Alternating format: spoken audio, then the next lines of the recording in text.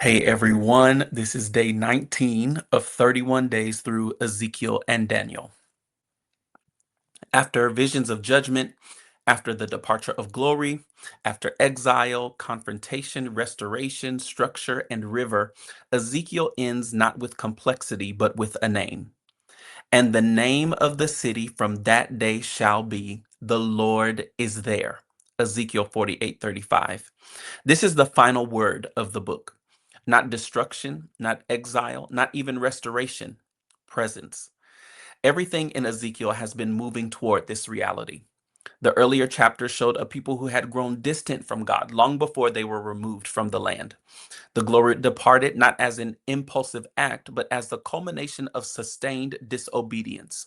What was lost was not merely a temple, it was the manifest presence of God among his people. And yet, the later chapters reveal something just as intentional: God's commitment to return. The structure of the temple was measured. The glory re entered. The river flowed. The land was reassigned. But none of those are the final emphasis. The Lord is there. As Matthew Henry notes, the greatest promise God can give is not merely provision or protection, but his presence among his people. Everything else flows from that reality. This name redefines identity. Israel is no longer defined by exile, failure, or even restoration. It is defined by proximity to God. The city is marked not by walls or gates, but by who dwells within it. As A.W. Tozer wrote, that the central promise of Scripture is not heaven as a place, but God as a presence. Ezekiel closes in alignment with that truth.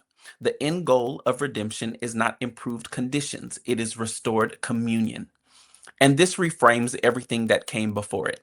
Judgment was not the end. Exile was not abandonment. Restoration was not merely rebuilding. It was the clearing. It was correction, and it was preparation. All of it was leading to this: God dwelling among his people again. John Bevere emphasizes that the fear of the Lord ultimately leads not to distance, but to nearness rightly understood. When God is honored, his presence is sustained. The name also carries a quiet but profound implication. What once departed now remains.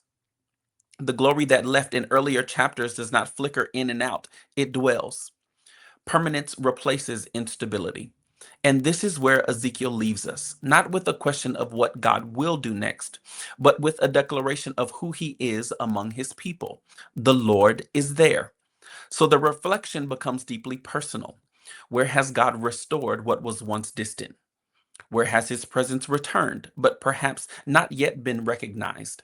And more importantly, what does it look like to live as someone who is aware that he is there? Because the culmination of all prophetic vision, all correction, all restoration is not simply that God moves, but that God dwells. And where he dwells, everything is redefined.